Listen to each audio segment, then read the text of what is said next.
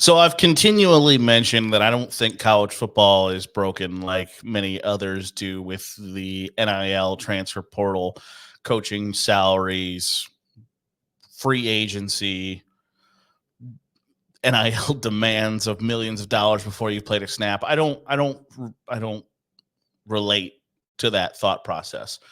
But I do think there are a couple of areas that could be improved. And it was really reinforced today that there were back-to-back tweets in my timeline that was like, okay, yeah, this is a problem. And I don't even think it's unfair. I was going to say, is it unfair to have this thought? No, I don't think so. There were back-to-back tweets of Cam McCormick is a tight end at the University of Miami. And he is coming back in 2024 for his 9th college football season. His 9th college football season. That the idea, one, that isn't even a sentence somebody can say.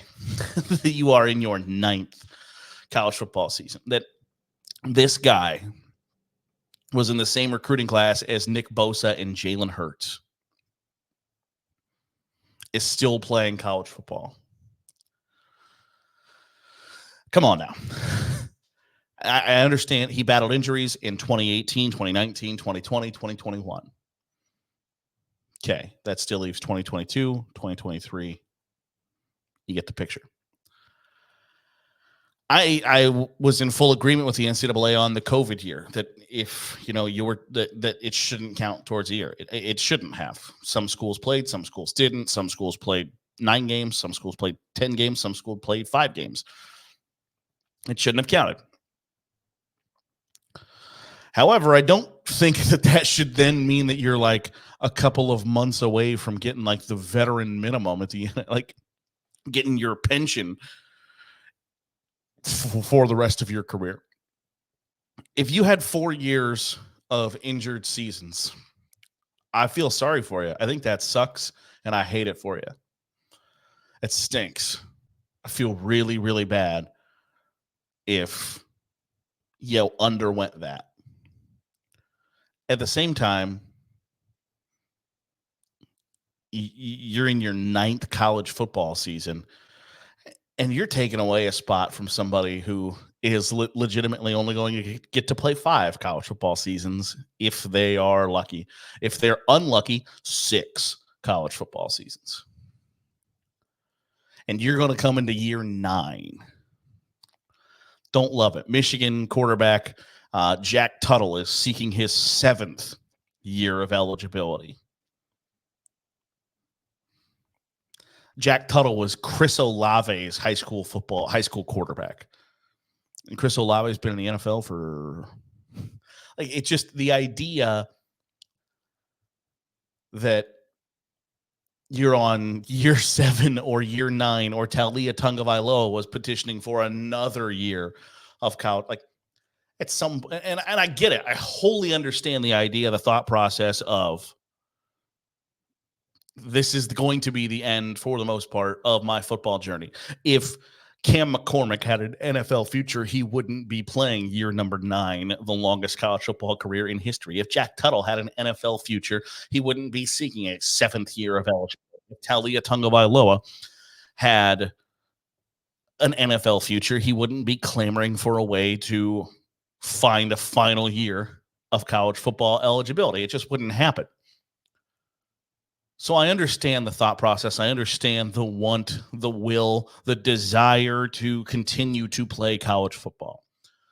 But at the same time, you've had your fun. You've had your run. It's time for somebody else to have that chance. Because if these 2 guys come back, that's conceivably, and I realize that it's not a ton, but that's 2 other players who don't get to have a Division I experience, at least in 2024. When you have had, in one case, damn near a decade of Division I experience, where Cam McCormick spent 7 seasons at Oregon. 7 seasons at Oregon, which is already more than you should get, in my opinion. I think COVID throws everything off, but At most, you should be able to play college football for a sixth year if you had, 2 years where you could get a medical red shirt. Where if you had a red shirt, 2 years you're injured, we'll get you a medical red shirt so you can have a sixth year. But a seventh year and a ninth year of college football is where I feel like we can all draw the line, right? Now, is that fair to the compensation that Jack Tuttle and Cam McCormick can make in NIL and all of those things? No, it's not. But you have had your opportunity. You got your chance. You got to do whatever it is you wanted to do. 6 years, 7 years, whatever the case may be. Don't you think that's enough? Don't you think like, okay, that you've had your chance? Because eventually you're just taking an opportunity, you're taking reps away, you're taking development away from somebody who might have an NFL future or who might be able to use a full ride scholarship to go to college, who might need a full ride scholarship to go to college. So I do have some sympathy that you had 4 seasons taken from you by injuries. That also might just be the big guy upstairs way of telling you, like, hey, this ain't for you, buddy. And it's time to find a new avenue rather than saying, you know what, I'm going to play a 9th season. Because if you're going to play a 9th season of college football, you should probably be coming out of that with, should you have 2 master's degrees at that point? Like, should you have a bachelor's and 2 masters? And if that's the case, like, cool, that's awesome. Like, if you are going to leave college after your 9th season of eligibility with, major in something that you just were interested in, then an MBA in like pre-med or something, cool. That's great for you. But I doubt that that's the case. But, and maybe that's the requirement is if you are going to have a 6th year or a 7th year, you should already have had, you need to have accomplished a master's degree by now. Maybe that's the NCAA requirement. I don't know. But I do know that guys playing their 7th and 9th year is too far.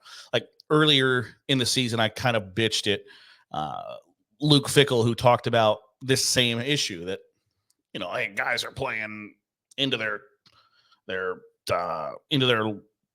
7th seasons. That's not what college football is about. I was like, bro, your quarterback's 25. Shut up.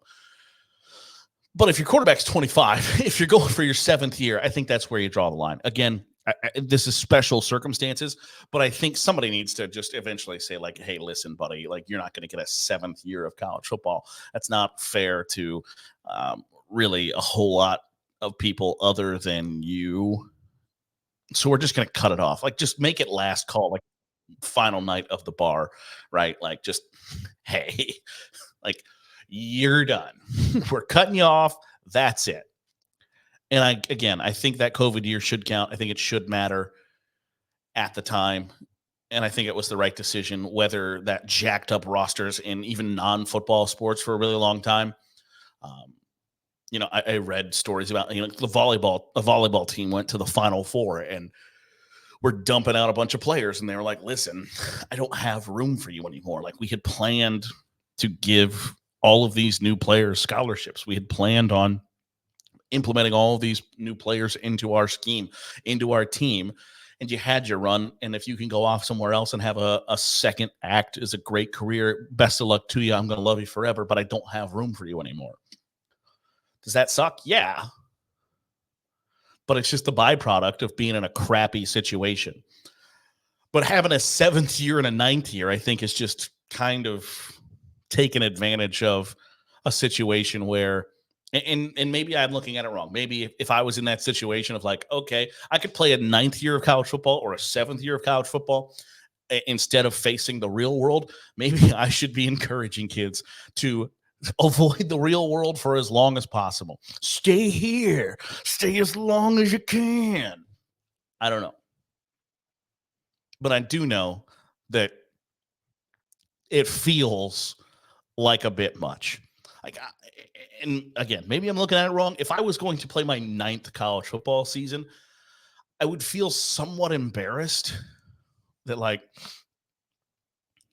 how are you still doing that?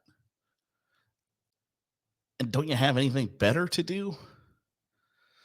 I realize college football is fun and you want to milk that for as long as you can. But when that milking that as long as you can is coming up on like longer than somebody can be the president of the United States, okay, might have been doing that a little bit too long. So I think that could be fixed. But I still don't think college football is broken.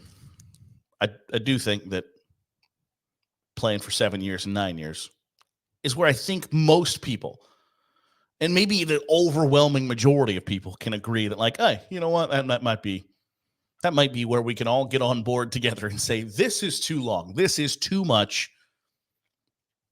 And I don't think you're going to find a ton of people who are going to support your 9th year of college football. Now, I do think, like, if, for instance, like, if there was an NAIA, like, I guess there is an NAIA, but like if NAIA were to say, like, hey, your college football eligibility doesn't expire until you are like literally being paid by an NFL, USFL, or XFL, whatever, the UFL, indoor football, whatever the case may be, you still have eligibility. So if somebody like, and I think there would be some guys that would take up on that, right? Like you'd get some NIL money, not a ton, but if you just want to keep going to school and keep playing football until you're 28 years old, and you know, like if Johnny Manziel wanted to, I mean, Johnny Manziel couldn't because he was in this situation, was drafted in the NFL, but if somebody goes undrafted that was, you know, a college legend or whatever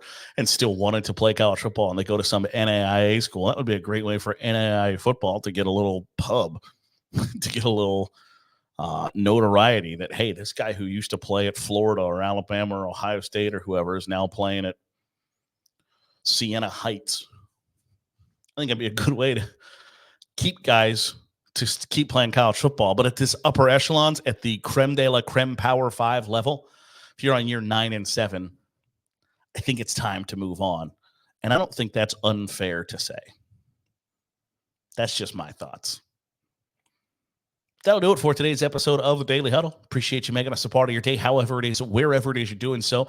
We'll be back at it on Sunday with an all-new episode. If you're watching here on YouTube, hit the subscribe button. Make sure you're getting all that great college football content we're pumping out here on Saturday Glory. If you are listening on the podcast feed, drop a 5-star review. It goes a long way in helping out the channel. Appreciate it. See you on Sunday here on the Daily Huddle with Saturday Glory.